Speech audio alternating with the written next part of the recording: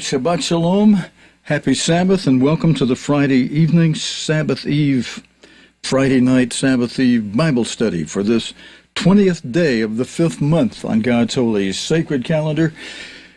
It's the 30th day of July, 2021 on the pagan Roman calendar. Some of you may be saying, well, Stephen, I remember Moshe Dayan. Are you trying to imitate him tonight? Well, no, frankly, I'm not trying to imitate Mr. Dayan, Moshe Dayan.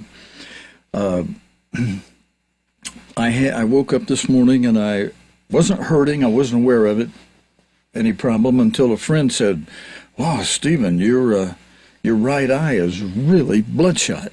I went, checked the mirror, and wow, sure enough, was right. So I ran down and got an eye patch mainly for the sake of other people, because I'm not bothered by it. When I'm off, not in front of anybody, I'm going to take this off, except if I can get a hold of a cucumber tonight. I'm going to I would like to slice a cucumber and maybe use the patch to hold that cucumber in place over that eye. Some of you, know God designed a cucumber to be really helpful to the eyes when you put a slice of it over your eye, especially overnight. All right. I know you all had your own trials this week. That's part of the game. Plan to be an overcomer, and we're put in a world where we have to overcome. We go to a gymnasium, and we don't just walk in and sit down on the sofa in the lobby. We go in there and lift the weights in order to build muscle. Well, God's got us in this world under the God of this world, the God of this world who became the biggest rebel to the government of God there ever was and ever will be. And we have to overcome him. He's able to, as the prince of the power of the air, he's able to broadcast to our minds attitudes of envy, jealousy, lust, greed, all kind of things like that. And lust for power over other people. And, in this world today, under the government of man, there are some good government leaders, but they're by few I meant to say they are by far the few.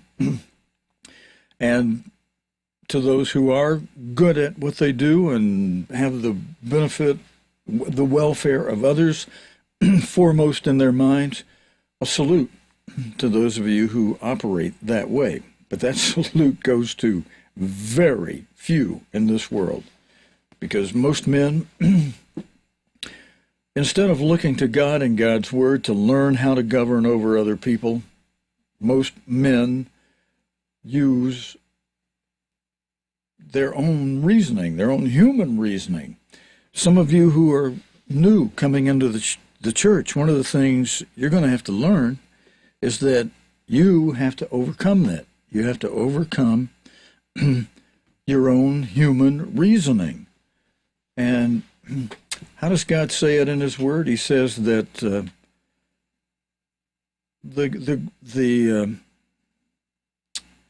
well, let's see. How does he say that? I wish I could put my finger right on it. But he says, man's greatest wisdom is foolishness to God. All right, what do we have for tonight for us? We have God's end-time apostle, Herbert Armstrong, going to speak. And before that, I'm going to put that challenge I often put out to those two men going around claiming to be God's two end-time witnesses. Use the powers God gives. Prove yourself. Use the powers God gives to his two end-time witnesses. When they get the title, they get the power to, among other things, turn water into blood.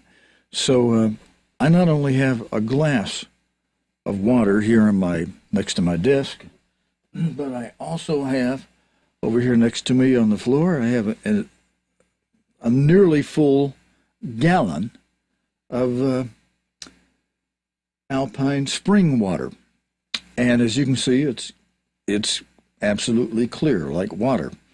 Well, it is water. And the challenge goes out to those two people making that claim of being God's two end-time witnesses. Before my broadcast goes off, just change my glass or my gallon of water over here on the floor to blood. And then you'll shut me up. And until then, I'm saying the two witnesses, they're not here yet. The Bible makes it clear, God's end-time apostle elucidated it, explained it for us, that the two witnesses don't appear until the Great Tribulation opens up. The Laodicean era as an era doesn't appear as an era until the fifth seal opens up, until the Great Tribulation has begun. The Great Tribulation, the worst time of trouble on the world since the beginning of the world, since the creation of man, hasn't come yet. We had 2 rounds of World War, each one progressively worse than the other. At the commencement of the Great Tribulation, round 3 of World War will begin. Okay, let's go ahead and get to Mr. Armstrong, because it's kind of hard operating without just one eye, so I may fumble up some of the buttons here tonight as I put the scriptures up. I'll do my best, and let's go ahead and let me think. Are there any of you who've mentioned prayers that you need? Jeannie Gladden's mother was having some teeth problems, some orthodontic problems, and was going to have a surgery, but her doctor put that off because the condition of her mouth.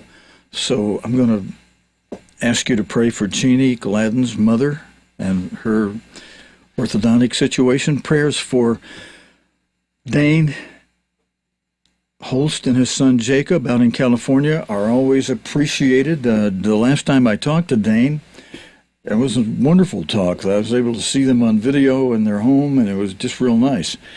Dane reported that it had been at least 30 days, and that was a week or 2 ago, since his son Jacob had a seizure. So, Jacob, we're still praying for you out there, and a reminder to everyone to keep the prayers up for Jacob Holst. So his last name is spelled like holster, but without the ER on the end. And ask God to heal him of that, whatever's causing that seizure problem, and to help him continue to make progress against that. And Fred, well, let's see. We mentioned the 84-year-old minister from Alabama, Fred Mobley, M-O-B-L-E-Y, a couple of weeks ago, and he went into the hospital after falling 3 times. I think it was his nephew called the emergency, had him taken by ambulance to the hospital after his last fall. And he was eating very well while in the hospital, and I brought him a Bible, which, being rushed to emergency room and then taken in the hospital, you may not have your Bible with you. And he was very happy when I brought him a Bible. First thing he said, hey, I want to read some things. And so he just plowed right into the Bible, and even while his nephew was there. And then we got word that because he's 84 years old now, and you make your own decisions. God's end-time apostle, Herbert, who we'll be hearing in a few moments, when Mr. Armstrong spoke in the auditorium on the subject of faith and doctors and faith, he told the audience, knowing that we had different measures of faith among us, and it's an individual thing. He said, if your faith is strong and you believe God will heal you, then, hey, by all means, put your trust in God. He said, but on the other hand, if your faith is not that strong in God about healing, and you put your trust in doctors, here's what Mr. Armstrong said following that statement. He said, if you're putting your trust in doctors, you better do everything those doctors tell you to do.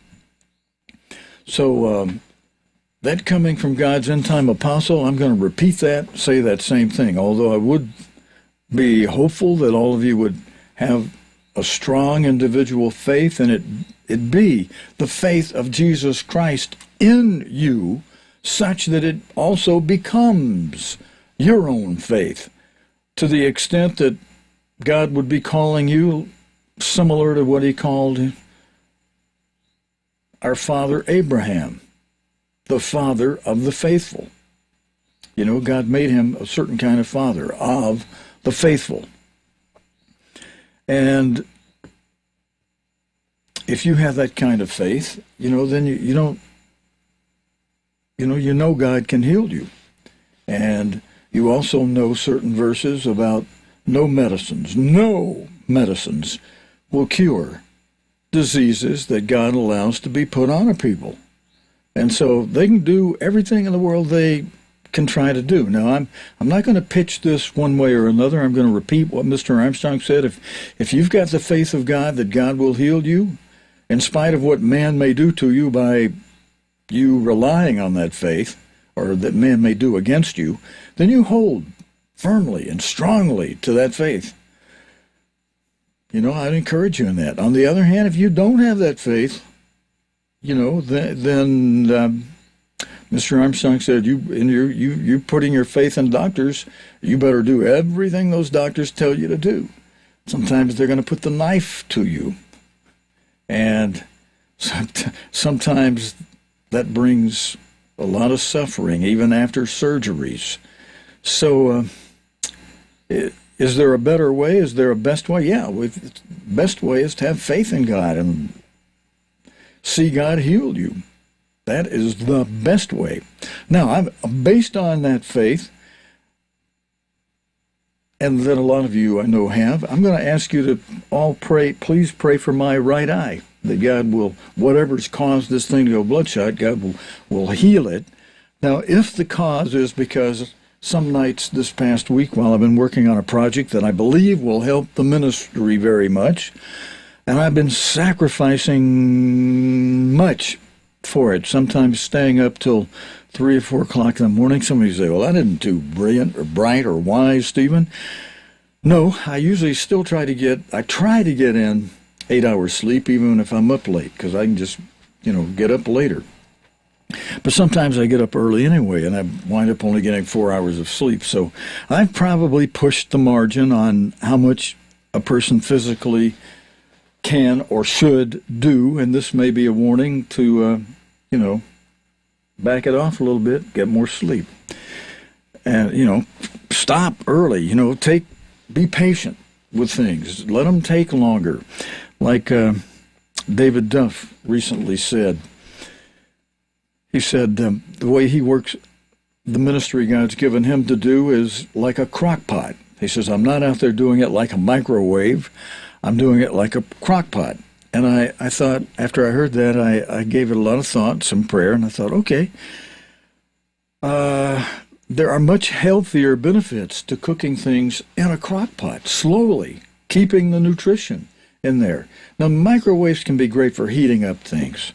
I mean, we all know that. But when stuff is cooked from scratch in a microwave, we also know it's got a microwave taste to it.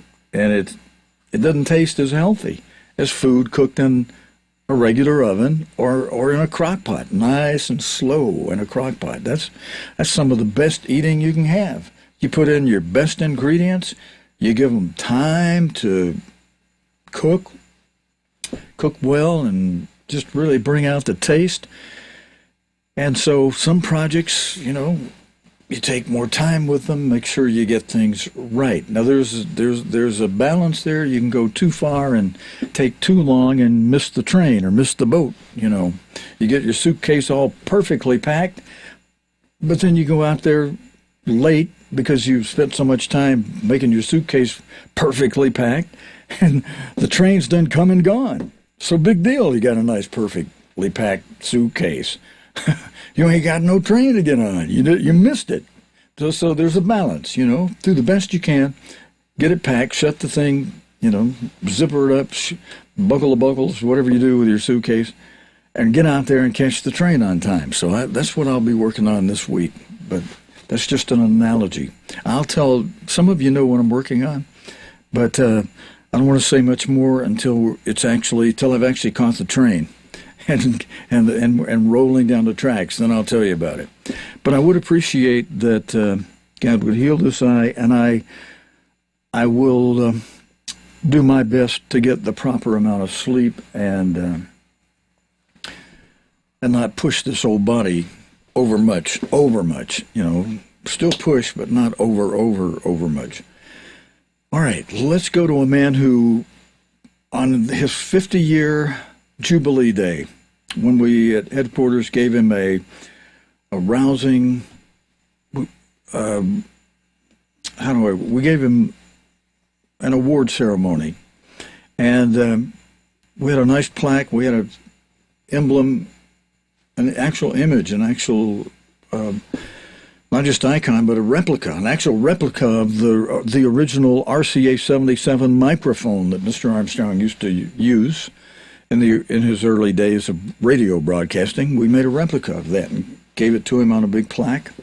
And it was kind of neat to see some tears of joy rolling down his face, because, he's had people very much were eager to tell Mr. Armstrong when they thought he had something wrong, and especially those who unfortunately became dissident, really breaking Mr. Armstrong's heart in a not good way, a bad way. But at this 50-year Jubilee, when we gave him this plaque and of appreciation, he had some tears actually streaming down his face that you could see that he was deeply touched by the fact that there were hundreds of people in the audience there to show the appreciation for the work he submitted to under God. And he made a point during that award ceremony to give the credit, the big credit, to God. He said, brethren, God opened all the doors. God built and did this work. Now, he said he recognized that God did it through him, and that every door God opened, he went through it. And he pointed out something I've been very glad to hear as I do this little ministry God has given me in these last days to help keep Mr. Armstrong's words alive, with emphasis upon not compromising the truth that God gave us through his end-time apostle Herbert Armstrong. But because it's been a struggle here, and to hear Mr. Armstrong say these words, that the entire 50 years that preceded the time of that 50-year award ceremony, I think that was in 1983 we did that, to hear him say that the entire 50 years for him was a struggle. Some of us may have thought, boy, Mr. Armstrong up there at the top, piece of cake for him. No, in his own words, it was not. It was a struggle.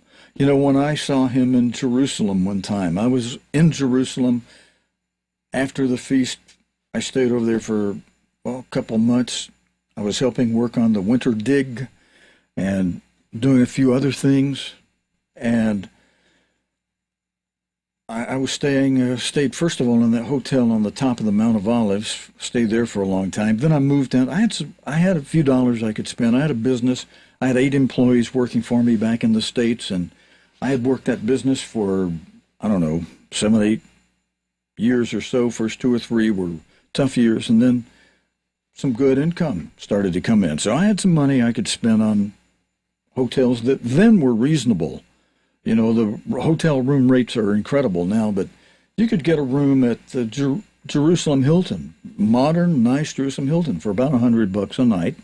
And I had the money, and so I moved into the Jerusalem Hilton. I'd been there maybe a week when Mr. Armstrong arrives and moves into the room right next to my room, which caused a few people on that trip a problem, because they had a way they put Mr. Armstrong on the top, and then they all got rooms down below him.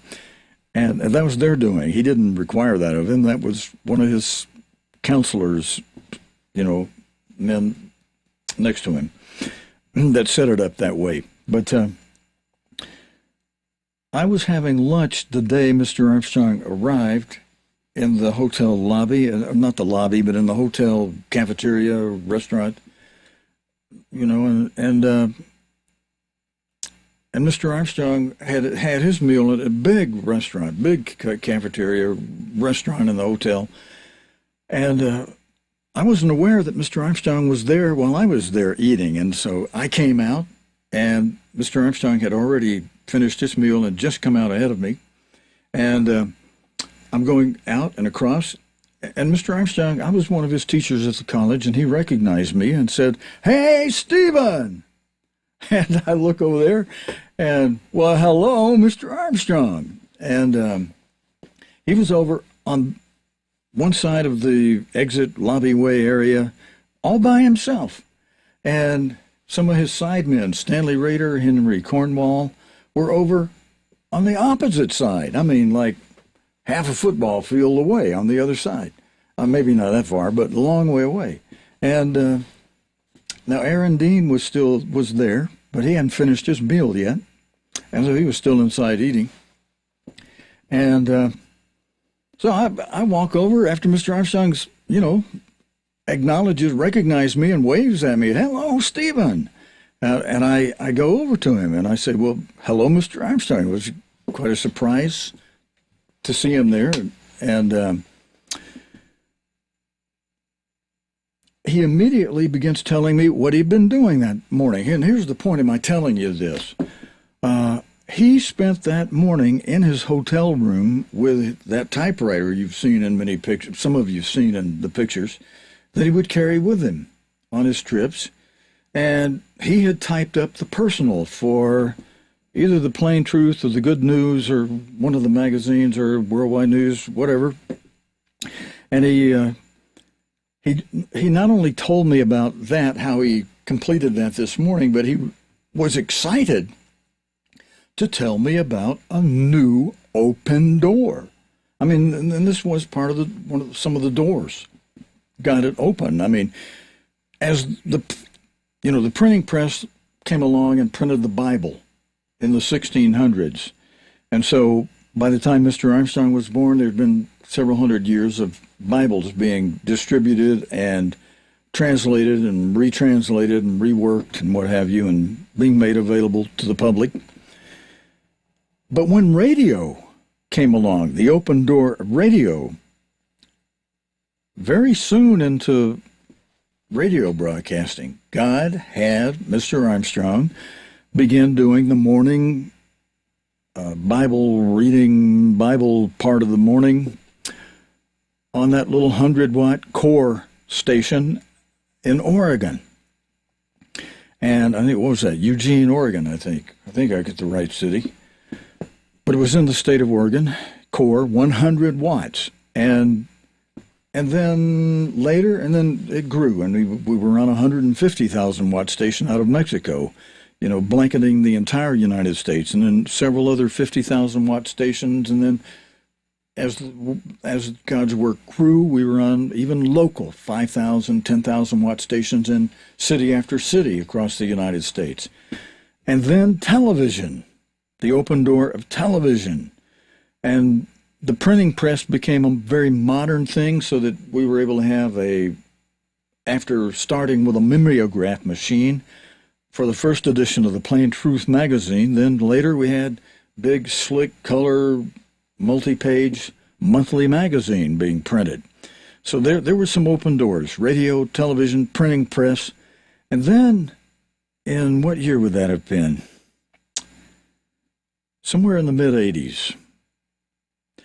Mr. Armstrong is excited that God has opened the door of facsimile machines. Now, some of you may say, well, big deal, facsimile machines, that's commonplace. Well, it is today, but it wasn't then. When Mr. Armstrong was talking about it, it was hardly heard of. They hadn't even started using the word fax machine yet. They called it by its full name, facsimile machine. So when Mr. Armstrong was explaining to me how he had typed the entire personal in his room that morning, and then put it on this little new machine, this new open door that he called by the full name facsimile machine, I had heard of it. So I was kind of familiar with what he was talking about, but it was interesting to hear from somebody who actually had one and was using it. He carried it with him, took it into his hotel room, and it was the early type of the telephone fax machine where you would put the hand-held hand cradle, with a wire on it to the regular dial phone. You'd put the hand cradle on the facsimile machine and dial the number that you were going to send your facsimile to, and the other end of the facsimile machine was a facsimile machine at publishing in Pasadena, California. So Mr. Armstrong is excitedly telling me, just me alone, the other two guys over on the other side of the room, and Mr. Rader and Mr. Cornwall, and they're standing there. I could see them. They were standing there watching. I thought, well, they're probably going to come over. No, they never did. But Mr. Armstrong talks to me for some time. He's telling me about he put this typed personal for the magazine on the facsimile machine. He said after a little while, he said, no, they've got it immediately. They get it, comes out the other end, right about the same time it's going in on his end. It comes out on the other end. And he says they take it and they typeset it, and they already put it back on the facsimile machine, fully typeset, and it's printing out on his facsimile machine, just some short time later. And he said, I'm able to read it in already typeset, styled typeset, just like it's going to appear in the magazine publication. And he said, that way I can proofread it, see if I got my words right, see if they got their typing and spelling right, etc. And he was all excited as he was telling me about this, and it was pretty exciting. It was very interesting. And so he said, well, it's time for me to go up and take a nap now. And I said, okay, Mr. Armstrong, we'll get a good rest, be ready for a good Bible study tonight. This was on a Friday morning that I saw him, and a Friday noontime I saw him, and he was going to take a nap for the afternoon. And so I gave him, hand of shake, whatever we did there, and he gives me a pat on the back, and we take off for our rooms. Well, a little bit later, Mr. Armstrong's assistant, my good friend, he was in my same class at college, class of 74, Pasadena, Aaron Dean, knocks on my door and says, hey, Stephen, Stanley Rader is downstairs in the lobby and wants to see you. And I said, well, when I opened the door, I was still on the phone with my personal business office in California. And I say my personal, but I mean, my private business, not for the work, but my business. I was on the phone with my secretary and my employees there in California, finding out how my business was going, and they had some questions for me, how I wanted to handle some things. And so, and I forget how the time worked. We're ahead of them there, yeah, but, and so I told Aaron, I said, Aaron, tell Mr. Rader I'll be down to see him in about half hour. He said, hey, no, he wants to see you right now. He's insistent on seeing you right now. I said, well, Aaron, you're going to have to tell him. I'm on the phone. I'm here, with my business in California. And, and it's going to be Sabbath here in Israel shortly. From the time Aaron was knocking on my door, I won't be able to talk to him about business anymore. So tell him I'll be down, make it 20 minutes. Instead of a half hour, I changed it to tell him I'll be down in 20 minutes. Aaron looked at me like, man, you're messing with big brass. I don't work for that guy, Anyway, I got my own business. I got to deal with this. I'm on the phone with them right now. Tell them I'll be down as soon as I can, 20 minutes. And so Aaron went down, told him. And so I go down 20, 25 minutes later, and he's still down there in the lobby. And he wanted to know what Mr. Armstrong and I had talked about. And I thought about it for a few minutes. Now, I'd been a guest in Mr. Rader's home a few times, and I even had a home just up the hill from him, about a mile up the road from where his home was down below. Same street in Truesdale Estates of Beverly Hills. And, my business did well. So I said to Mr. Rader, I said, well, Mr. Rader, I think you better buy me a drink. And Aaron was kind of like Stephen, what are you doing? And but Aaron was a little distance away, and I knew what I was doing. And so Mr. Rader bought me a drink. I was giving myself time to think. I thought, am I going to tell him what we talked about, which, was what I just told you? But I thought about it. I thought, the way he was asking me, demanding to know what we were talking about, I was like, well, why don't you go ask Mr. Armstrong what he talked to me about? Why are you asking me? I might lie to you. Well, no, I wouldn't do that. Brethren wouldn't do that. Or we shouldn't do that. Anyway, all right, I'm having a little fun with it. So he buys me a drink, and I start talking to him about other things, and things I knew about with him and his family. And he goes along with that for a little bit. Then he finally, once I finished my drink, kind of like I'm obligated now. I don't, maybe I shouldn't have done it that way, but I did. And he said, okay, what did you and Mr. Armstrong talk about? And I don't know how smart aleck I was or not, but I said, what do you think we talked about? I said, but no, I don't think I did that. I know that I did tell him this, though. I said, Mr. Rader, what Mr. Armstrong and I talked about, from my point of view, is none of your business. I didn't like his attitude.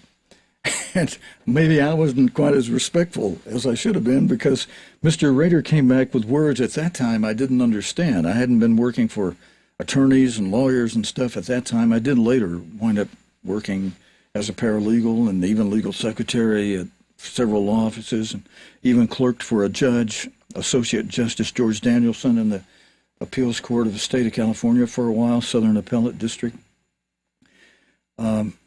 But Mr. Rader came back at me and said, you are persona non gratis. And I thought, well, no, wait a minute. I didn't do anything to be complicated. I don't think I've done anything to be complicated, to be complimented by Mr. Rader. And so, but I don't know what that word means. Persona sounded kind of neat. Persona, I'm persona. But then when he said non gratis, I thought about that. That doesn't sound too good. Non gratis. So I got some friends who worked for lawyers to look that up for me. They said, Steve, that means... And Aaron came to see me later and said, Stephen, Mr. Rader just told everybody next time he sees you, he's putting you out of the church. And so I thought, well, I guess I didn't handle that very well. So I immediately went into a fast that I determined. I prayed about it with God, said, God, I am going to fast day and night the next 3 days. And Aaron told me about the pecking order they had, too, that they said they're very upset that you were up here on the same floor, not only the same floor, in a hotel room right next to Mr. Armstrong. I said, Aaron, I was here first. That's where the hotel put me. And Mr. Armstrong checks in later. They put him next to me. I was here first. And so he said, well, that didn't matter to Mr. Rader. We have this order. Mr. Rader's on the floor under Mr. Armstrong, and then the rest of us are on floors down below that. So I said, and I said, well, Aaron, with what he's told you and everybody that he's going to do next time he sees me, I said, I'm not ready to leave the hotel, especially on the Sabbath. I'm going to stay here through the Sabbath. And I'm going to start a fast immediately. And I said, I'm going to change rooms. I'm going to ask the hotel to move me down to another room and not list my name. They're willing to do that, by the way, and not tell anybody I'm here, and so if Mr. Rader tries to ask them, where am I? We don't have a Stephen Gilbreath listed in the hotel. They'll unlist you if you want. Law enforcement's different, but, private people, they'll say we don't have that person listed as being here. So, but Aaron knew, I let Aaron know where I'd be. And that was nice because Aaron kept bringing me, after they would fax Mr. Armstrong copies of the Worldwide News, and Mr. Armstrong would read it and approve it back for publication, Aaron would make an extra copy and bring it down to me. Aaron, I really appreciate it when you did that. I was a lifesaver. I didn't want to be put out of the church, and Mr. Rader seemed to be, at that point in time, he seemed to be running a lot of things.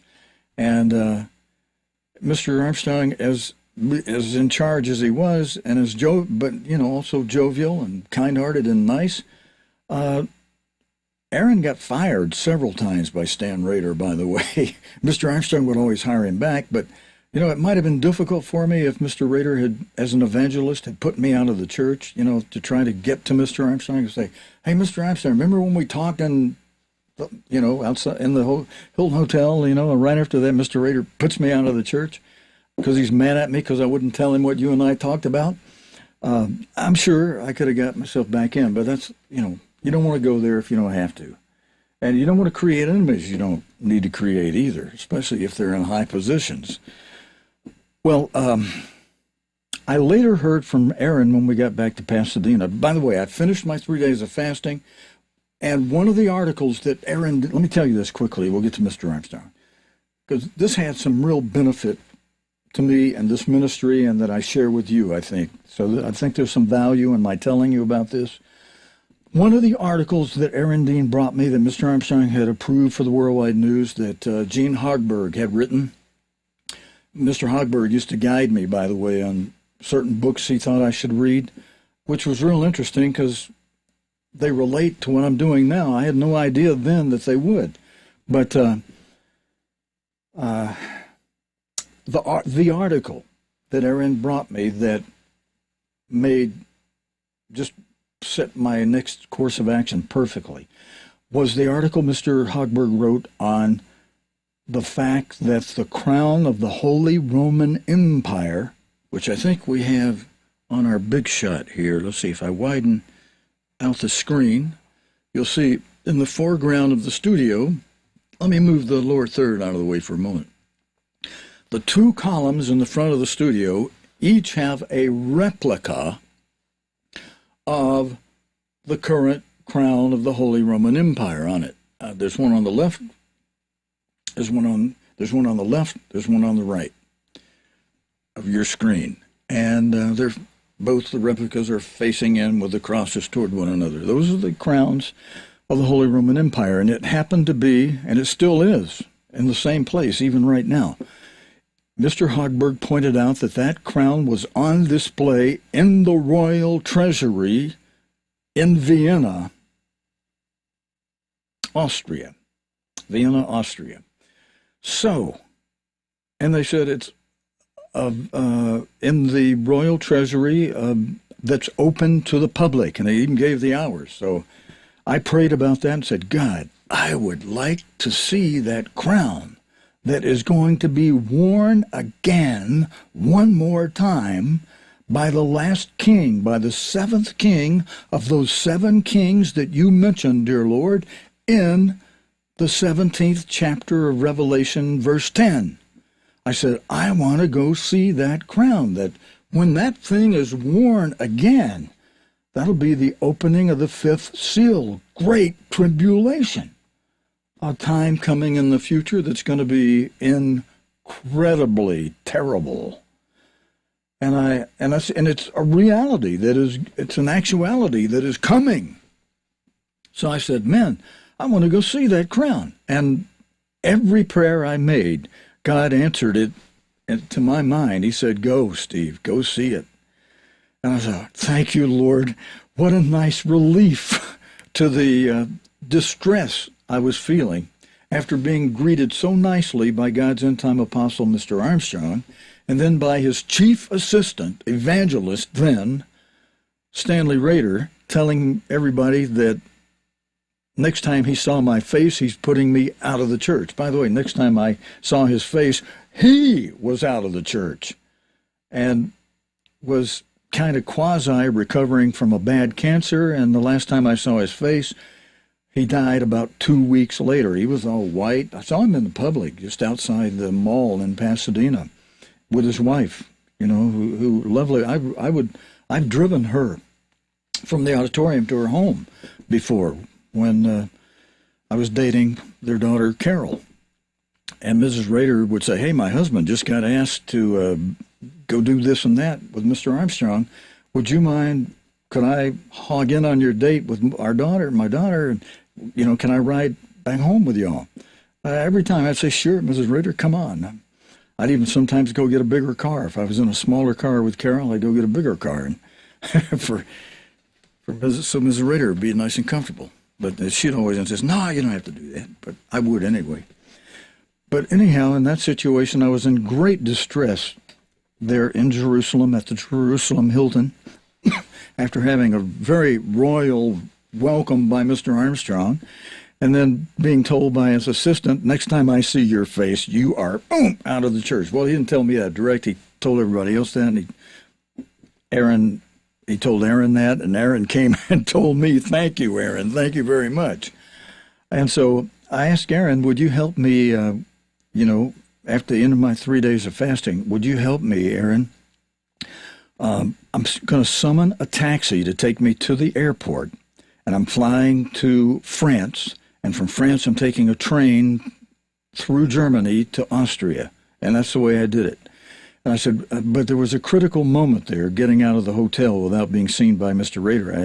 I asked Aaron, would you help me time my departure so that, we know Mr. Rader's in a place where he wouldn't see me as I go out the hotel and then run up and tell me I'm disfellowship. I never got a letter from Mr. Rader or anything like that. So, I got away from danger. And Aaron helped me. He kept a watch out while I called the hotel, had him take my bags down for me and to the taxi. And then Aaron said, okay, you're good to go now, Steve. So Aaron went with me as I zoomed to the, checked out of the hotel and jumped in the taxi and took off for the airport. Excuse me. And then flew to France, as I said. Took the train to Vienne. Boy, I almost missed that train in France. I was expecting it to say Vienna. It was with the German word Wien, Vienna. By the time I figured out Wien was, that's my train to Vienna. I was wondering, where is it? It's time for it to be here. It's pulling out of the station already. It's going slowly. I had 3 bags. I made the mistake of not checking those bags at the train station and those secure lockers where I could have just picked them back up after going to Vienna, but I took them with me, and the train is rolling. So I throw a bag in on one door of the train. 2 or 3 cars go by. I throw the second bag in. 2 or 3 cars go by, maybe 4. Now the train's speeding up. Throw my third bag on one part of the train, and then there's still more train going, so I'm able to run alongside of it as it's speeding up faster and faster, and grab hold of the side rail and get up on the step just in time to keep myself and my 3 bags from being separated. So my bags and me, made it through Germany, which was interesting as the German Gestapo got on board the train several times. They never did that in France. They didn't do that in Austria. But in Germany, it looked like the Gestapo had gotten on the train each time. They'd march up and down looking at everybody, and I'm like, yeah. Are we back in the time of World War II, or what is this? Anyway, I made it to Austria, and then checked in a hotel over there, and that was a fascinating trip. And the biggest and most exciting thing about it was seeing that crown of the Holy Roman Empire. I took my own pictures and nearly had my camera confiscated when I complained to the guard. There's a sign in there that says you can't use flash. He said, that's only on other stuff. You can't take a picture of that crown of the Holy Roman Empire with or without flash. We'll take your camera if you do. And I shut my mouth. I was about to explain to the guard, when I had to press it against the glass and take time exposures because of that dim lighting on it, and I'd take half a second, 1 second, 2 seconds, 3 seconds, and press it as hard as I could so it wouldn't move at all. They came out. My pictures of the crown of the Holy Roman Empire came out. I took slides.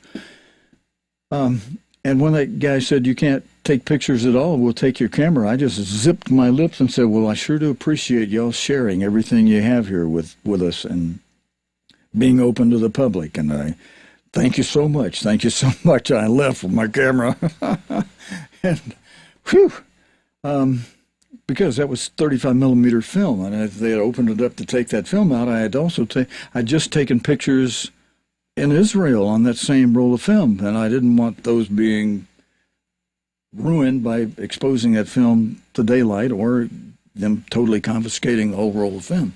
Anyway, that was quite an experience. But the main thing was seeing that the original crown of the Holy Roman Empire with my own eyeballs, being aware that the symbol of the coming ascension of the seventh king, the beast, Revelation 17, verse 8, out of the abyss, as Mrs. German Chancellor Angela Merkel put it so succinctly, you people in the United Kingdom, you people better look into the abyss, she said as she was angry and upset about the delays and frustration over Brexit a couple of years ago. She said this in 2019, several months ahead of, 8 or 9 months ahead of news starting to come out about a China Wuhan lab coronavirus problem. Yeah, the first news told you right where that thing was coming from. But boy, they covered that up, and they're still trying to cover it up, but it still keeps leaking on out. Recent stories in the past 2 or 3 days are telling you that coronavirus was engineered out of the Wuhan lab in China. Yeah, swallow that one. All right. That's why I tell you, friends, we are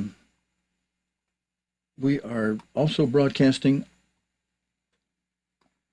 Oh, I just cut off the recording. I'll have to sync that back together. We are also broadcasting on our own homepage. Oh, yeah, I wanted to put our lower third back up there so you could see what I'm saying. We're also live streaming on cogtv.org. So if we ever get cut off on Facebook or YouTube, look for us on our homepage, cogtv.org, in the first window under the cogtv.org banner at the top. And that stands for Church of God Television. It is not a church group that you can join. That's just the web name of our ministry, Church of God Television Ministry. And, you know, we well recognize God has us scattered now. And, hey, you fellows in New York, before we get to Mr. Armstrong, let me comment on one of your recent comments. So a salute to Dale and his brother Patrick. You made a comment that what we preach is what Church of God members already know. That was an interesting point, and I'm going to say, yes, right on, but I'm going to add to that also. You know, we preach what Church of God members either know or should be reminded of each Sabbath, because one of the things that Mr. Armstrong taught the fellows who would go into the ministry is that God has the Sabbath weekly, a weekly Sabbath, so that we won't forget His truth, so that we'll be reminded of things that we should know, things that we should be doing, that without a weekly reminder, man would forget. So these Sabbath services weekly, yeah, there are things people already know, but if you aren't reminded of things you know, you'll forget them. You'll lose them. So Sabbath and Mr. Armstrong covering things, we already know that. Yeah, but how quickly could you have gotten it to the forefront of your brain? Is it in your short term, or is it way back there in your long term? Weekly Sabbath services keep things fresh. They keep things in your short term, upfront memory. So, boom, you can spit them back. And so when it comes time to make a decision, should I do this or not do that? Hey, with it in the forefront of your mind, you know, hey, that violates God's law. No, I can't do that. I'm not going to do that. And if you did do it anyway, or, you know, if you stumbled into it and did it, sleepy-headed or whatever, you go repent before God. Ask Him to forgive you and ask Him to help you plug the holes that you should have already had plugged. You know, trap ways to sin so that you can't get into those traps. You know, firm up your walls, set up your guard, and make it into, be accounted worthy to stand before the Son of Man in the first resurrection. Make it into the first most blessed resurrection. Gives you an extra 1,000 years of eternity. Second resurrection, people coming to that 1,000 years later. So those of you kids that grew up in the church that are wavering between a decision, hey, do I want to be part of that first resurrection, or do I don't want to just flip-flop around here and, come on into the family in the second resurrection after I've had a lot of worldly fun? Yeah, well, you just lost out on 1,000 years of super fun being part of the reigning, ruling family of God as kings and priests during a most fabulous time of rebuilding this earth under Jesus Christ. I mean, listen, it was exciting when Mr. Armstrong waved his arm at me and said, "Hey, Stephen!" And he didn't just wave at me, he signaled me to come on over. And so, no hesitation, I went on over to see him. The rest of them, they saw that, they respected that too. It's kind of like, wow, how come he's getting the red carpet treatment here?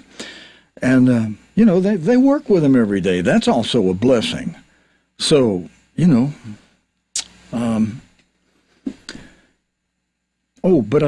should I tell you this? I'm going to tell you another time what Aaron Dean came up and told me that Stan Rader, Henry Cornwall, Aaron was aware of what Henry Cornwall told Stan Rader that Mr. Armstrong and I were talking about. It'll make your hair fall out. All right, see, it already has made mine fall out. Anyway, we got to get to Mr. Armstrong. I'll tell you that another time, okay? If some of you would like to hear that, you can let me know. Yeah, Steve, tell us what Henry Cornwall told Stan Rader that you were saying to Mr. Armstrong, which I was not, and there's no way from that distance across the hall that they could have heard what I said, but he claimed he did. And when Aaron, 1 year later, said, "Interesting, Steve, we all thought, because of what Henry Cornwall said, blah, blah, blah, blah, blah." I'll tell you that another time. Let's go to Mr. Armstrong. This is a very good... All right, I told you where we are on the calendar. We'll just take a quick look.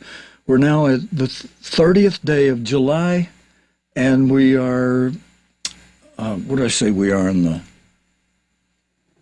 20th day of the 5th month. So we got 9 more days to go in this 5th month, 10 more days to go in this 5th month, and then all of the 6th month, 29 days, 10, 29, 39 days till the next holy day, the first day of the 7th month, the Feast of Trumpets. And on the calendar, you can see the purple dates, the dates with the purple background. Tuesday, September 7 is the first day of the 7th month. That's the Feast of Trumpets. And that begins the evening before at sunset on September 6th, Feast of Trumpets. Okay, so that's where we are there. And then what else we got here? We'll talk about the how to count Pentecost another time. But here is from our calendar page. If you go to our calendar page, you see it's highlighted on the right side in the menu area of the home page. Well, that menu is on all the pages. It's grayed out on the calendar page, so you can barely read the word because you're on the calendar page. But you can see Trumpets, Tuesday, September 7 for this year, 2021, from our calendar page. And then, here's the first frame from the video. So let me come out here, make an adjustment. We're going to go to it this way right here. And yeah, Mr. Armstrong, ready to go. And we're going to use the World Tomorrow telecast opener after a little introduction because they're playing the old music that we don't get in trouble with licensing. And here is God's end-time apostle speaking in a telecast, another interview. This is not the same interview Mr. Gilmore did with Mr. Armstrong in the last 2 programs we aired last Sabbath as part of the Sabbath service. We did part 1 and part 2. This is now several months later. That part 1 and part 2 was the April 1979 telecast, April 23rd. Part 2 was April 23rd. This is now an August 1979 telecast, later in the year after the church made some headway against the state of California's attempted takeover. So now, here's Art Gilmore interviewing Mr. Armstrong again, explaining what the state of California government was attempting to do and how God helped the church overcome it And there are some who tried to go along with the question for this telecast is, should you obey man's government or God's government? And some were trying to say, there's a scripture that says we're to obey the governments over us, so we let the government take over the church. Oh, no, there's an exception when something's being done wrong. You obey God, not man. And those who were offered the position at the top because the government gave it to you and fired Mr. Armstrong, they unfortunately showed a bad side of themselves. But let's go now to Mr. Armstrong explaining this in a very positive way. Do we obey man's government or God's government?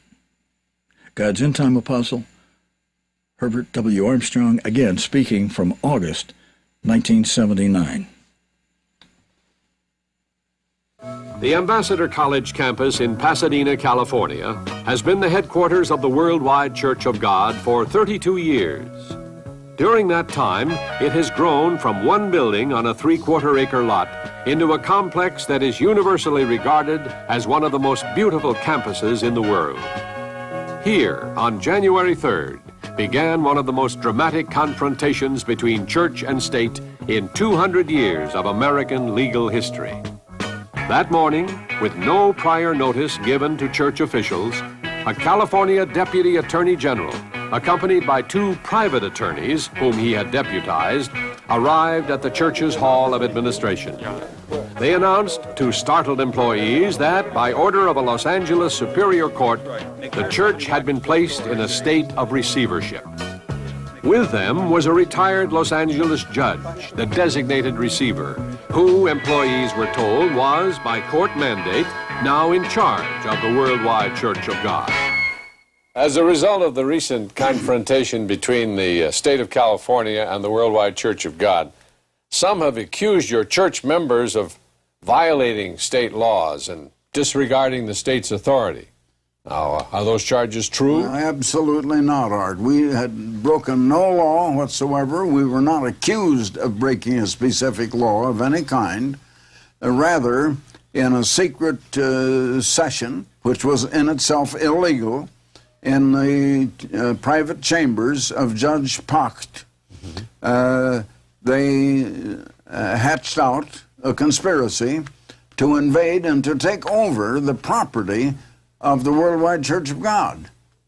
We weren't accused. We had committed no crime. We had broken no law.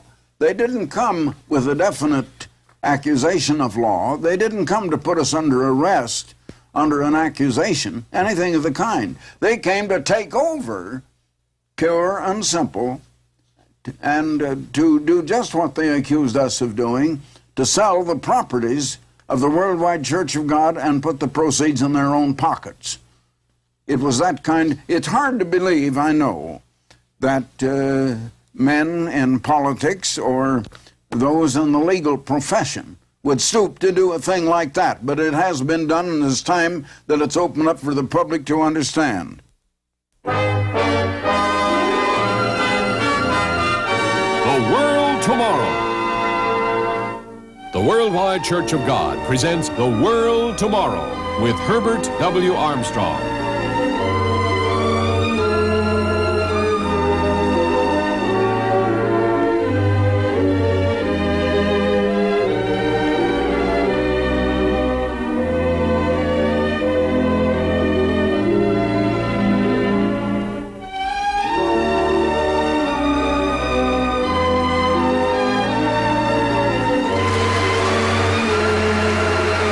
Ladies and gentlemen, Herbert W. Armstrong.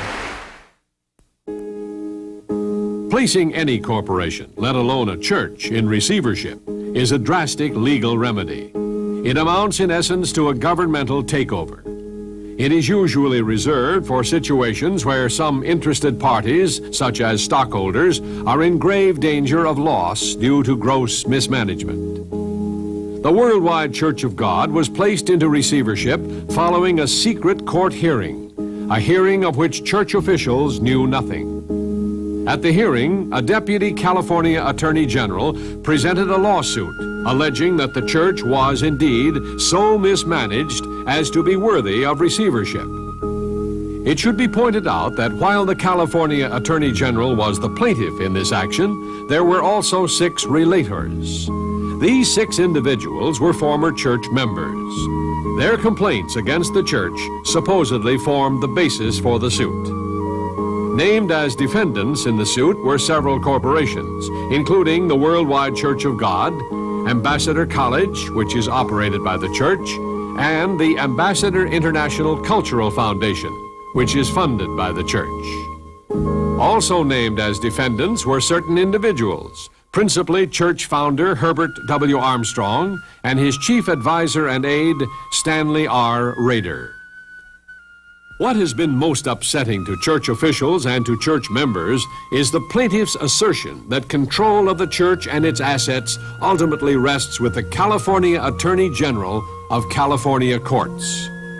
According to the lawsuit, it is the responsibility of the California Attorney General to watch over non-profit corporations, including churches, and ensure that they do not misuse the funds entrusted to them. In the words of the lawsuit, the powers of any charitable trustee are subject at all times to supervision by the Attorney General, acting on behalf of the people of the state and by the court.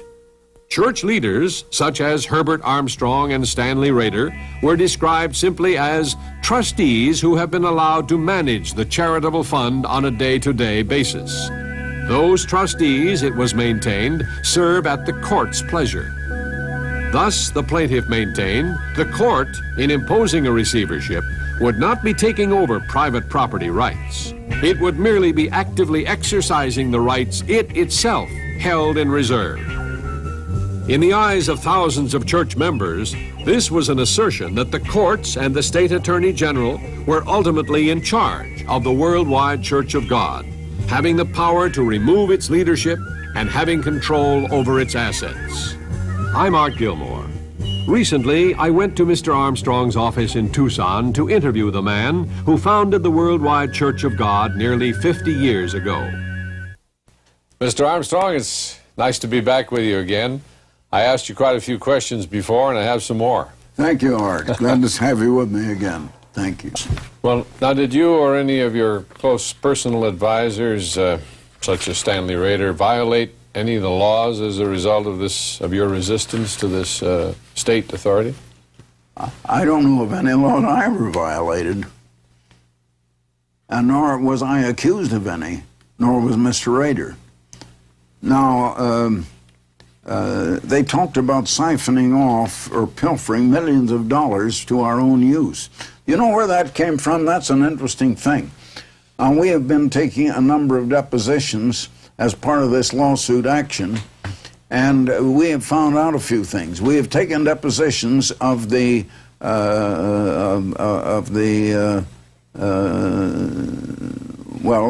ex-members that had been put out of the church, who were embittered and in a wrong attitude, and yet we find that not one of them are the ones or the source of the idea that we had pilfered off or siphoned off millions of dollars. Not one. Do you know where that came from? It's a funny thing.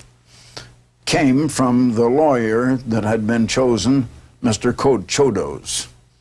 He is the one who thought of that.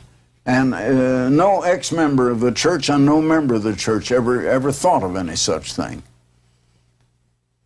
It's ridiculous. I haven't had to go before our church and say I didn't siphon off millions of dollars. I just ignored it because the whole thing is so ridiculous. And the church members have responded 99%. Since this has happened, they have responded, and our income is up and not down. The income is bigger than it was, although we've had to put a few out of the church.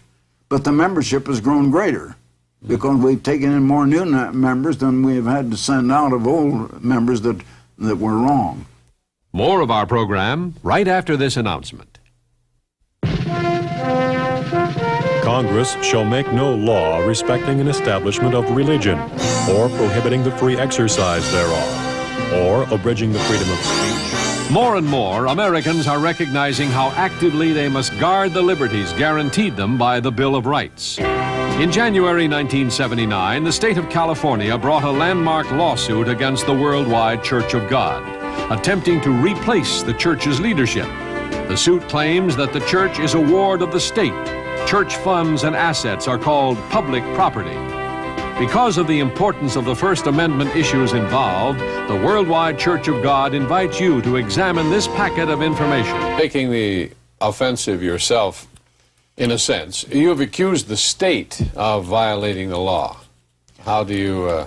the state violated the law in two ways. In the first place, it was a conspiracy hatched on January the 2nd in the private chambers of Judge Pact. And I have read the entire court reporter's report of every word that took place in that conspiracy. And it was a conspiracy without any definite accusation. We had broken no law. We were not charged with breaking any law. But it appointed just without any reason whatsoever, appointed a receiver to take over the church and to fire me and get me out, who had been used by the eternal God in building his church. It's just unbelievable. Well, how long do you think I was out? I wasn't out 2 seconds at any time. The church is still running, full blast of hell. Sure, the judge that then took over stopped the letter that I had written from going out of the Pasadena post office, but immediately we sent a letter out through another post office. They didn't know where it was going out, so they weren't able to stop it. And the money started rolling in. And the money comes to me now, right where I'm speaking to you now, from in Tucson, Arizona. We now are the biggest customer of the post office in Tucson by far, because the letters are coming in from 1,500 up to 3,000 or 4,000 a day. So you see, the money is still coming, the work is still going on because the people believe in it. Now, another thing, as to siphoning off this money and whether I needed to try to defend myself, I have a stack of signed statements, all on the same sheet of paper that was sent out for them to sign if they wanted to, of just flat sheets of paper, just like any flat sheet, one on top of another, which would reach up to the ceiling of this room and then some, saying and telling how much money they have sent in the last several years, and that they expected that money to go for preaching the gospel around the world and for the kind of trips that I have taken, and that they approve the way the money has been expended. It has been thoroughly reported to them, and they approve it. Now, for some reason, our defense attorneys don't seem to want to use that. Well, they look at... I am learning things, Art. I'm learning things about law that I never knew before.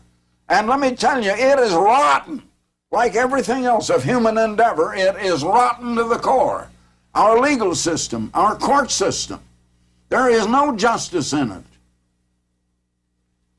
I've learned a lot of things I did not know before. Now, Stanley Rader is a lawyer, and he is a very brilliant young lawyer. He graduated from law school of the University of Southern California with the highest grades in history. He was always a great exponent for law, and man's law, and law and order. But now he says, he sees I have been right all along. The Bible speaks about the unjust judge. We've had a few such experiences ourselves. Do you ever stop to think a judge is a human being just like we are, and that he has the same selfish motives as everybody else? Why is he any different? He's looking out for number one, just the same as everybody else is. That is the way it seems like it is. So there was this conspiracy in Judge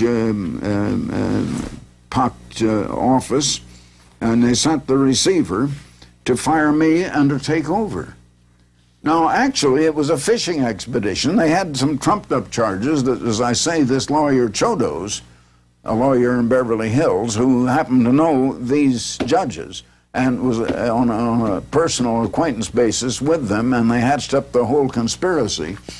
And he is the one who put in the idea that we had siphoned off millions of dollars.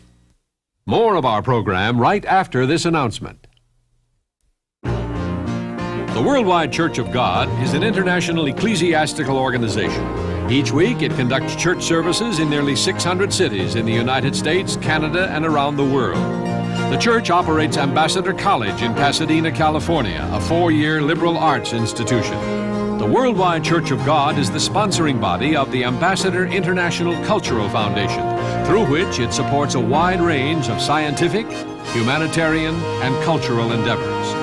Despite these activities, adverse publicity has recently characterized the Worldwide Church of God as a cult. While the church does not actively solicit members, it is concerned that its international reputation be maintained. This booklet is a clear statement of the church's history and purposes. You've talked about the government of God earlier in the program. Could you explain what it is and its significance for mankind? Very few people understand that once the government of God ruled over the whole earth. The government of God.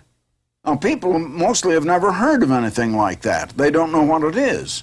But it's the government of God. And naturally, every government is based on a basic law or constitution. And the law of God is a law of love. It's summed up by the word love. I always explain it this way in my journeys around the world and proclaiming the gospel and with heads of government and people of that sort, that there are two philosophies or two ways of life. Now, one is the way of get, and the other is the way of give. I like the expression love better than give, but most people don't understand. They are likely to define love in terms of lust. And of course, real love is outgoing concern for the good and welfare of others. It is giving, it is serving, it is helping, cooperating, and so on. The get way is the way of vanity and the way of lust and greed. It is the way of competition against others, of strife, the way of jealousy and envy, and of rebellion, and everything that goes with it. Now, those are the two basic ways of life. The government of God is based on the one word love, and it's love toward God and it's love toward neighbor.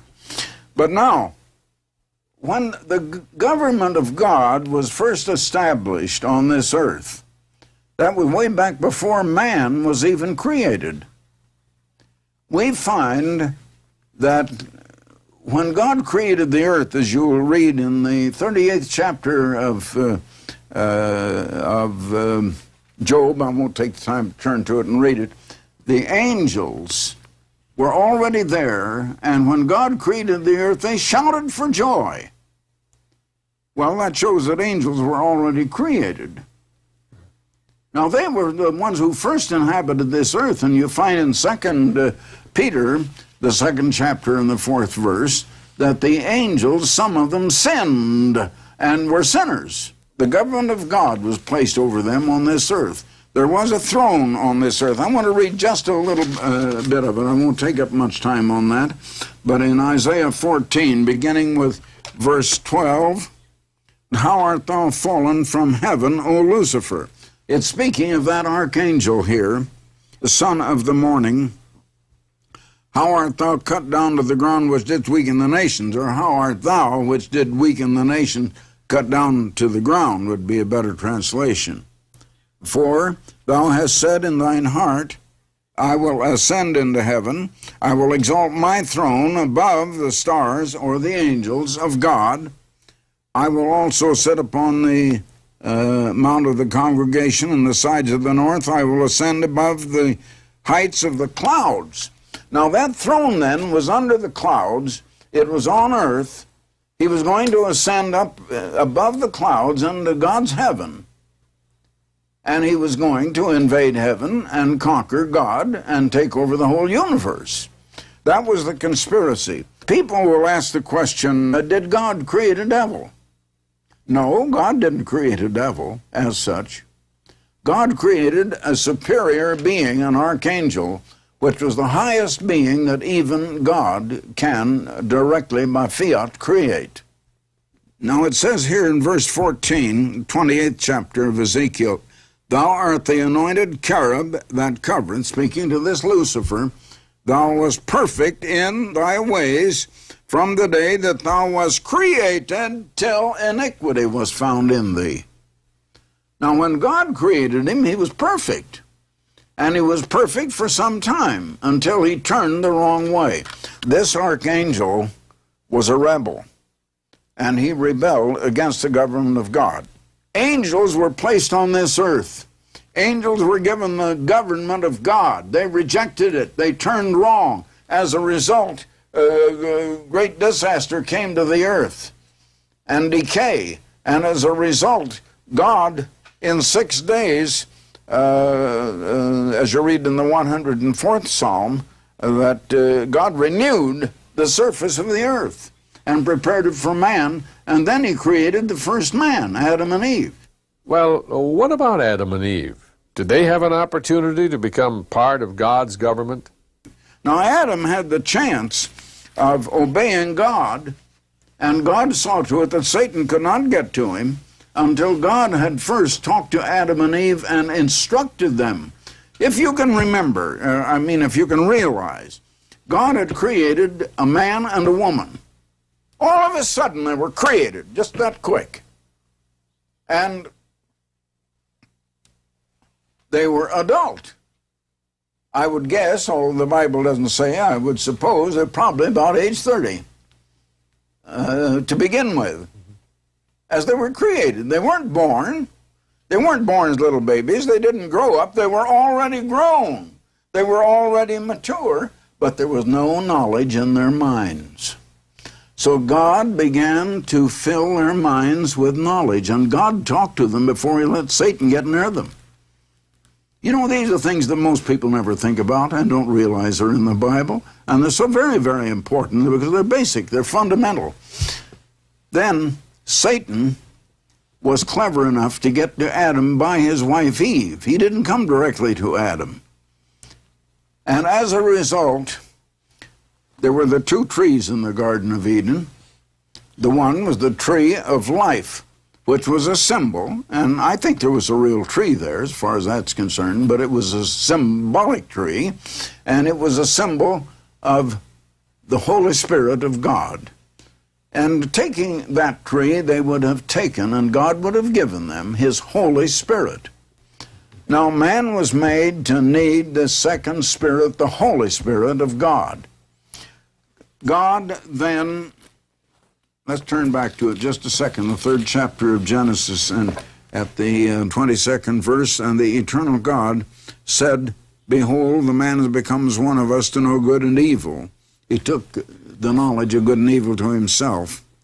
And now, lest he put forth his hand, and take also of the tree of life, that is, get the Holy Spirit of God, and eat and live forever, and gain eternal life or immortality. Therefore, the eternal God sent him forth from the Garden of Eden to till the ground from whence he was taken. So he, God, drove out the man, and he placed at the east of the Garden of Eden cherubim, and a flaming sword, which turned every way to keep the way of the tree of life. In other words, God shut man off from any association with him at that time. Now, God in effect said, all right, Adam, I have created you. You have had your chance to accept my government, to reject the way of Satan, but you have heard me and you have heard Satan, and you have decided to rebel the same as he did. You have rejected my government. Therefore I say to you, go and form your own governments, your own way. Your mind is not complete and cannot be until you receive my Holy Spirit. And you have rejected that. And I'm driving you out of the Garden of Eden unless you go back and receive that Spirit. Consequently, I will not call you to judgment during this next 6,000 years, but for 6,000 years I am sentencing you and your posterity, which means the whole world, to being cut off from me, your Creator God. Completely cut off. You cannot have any contact or connection with me whatsoever. You will go your own ways and the ways of your own thinking. Now remember, Satan was still there and God didn't shut him off. So Satan has ruled over man and has swayed man, and man's society has built the world we have. God said, build your own governments. You rejected mine. God has said, you rejected me as your God, so go form your own religions. So God said, you go form your own fund of knowledge. You've rejected me as the source of knowledge. You've taken to yourself the knowledge of what is good and what is evil. So you won't even have the right knowledge. You've found your own fund of knowledge. Do you know that the most ignorant people in this world are the most highly educated? They are the most ignorant. And the time is coming in the world tomorrow when we're going to have classes of de-education, of unlearning. And those that have gone through and had the highest degrees in the universities are going to have to unlearn the many things that they have been taught there under man's kind of created knowledge. God didn't create it. God was no part of it, but Satan was. Now then, we're in a world where Satan has created the education. Satan has masterminded the governments, and they're all fighting one another. Satan has masterminded the religions. And in the New Testament, there was only one church that was God's. That was founded by Jesus Christ in 31 AD at Jerusalem. And it has existed ever since. Now, of all of the religions in the world, and there are many pagan religions in Oriental countries, and of all of the denominations that call themselves Christian, there's more than 250. Do you know that not one except that original church that Christ founded knows who and what God is? I may come back to that a little later. Not one knows what or why man is. What is man? Why was he put here? What was God's purpose in putting him on earth? Not one knows. I'm writing a book on that. Not one knows what was the gospel that Jesus brought. They talk about preaching the gospel. Well, I'll have more to say about that, I hope, a little later. Maybe not on this program, at a later program. And not one knows what about the hereafter and what is it all about and what's going to happen. Not one knows the real destiny of man. Well, pretty soon you begin to wonder and ask, well, what does man know? Does he know anything?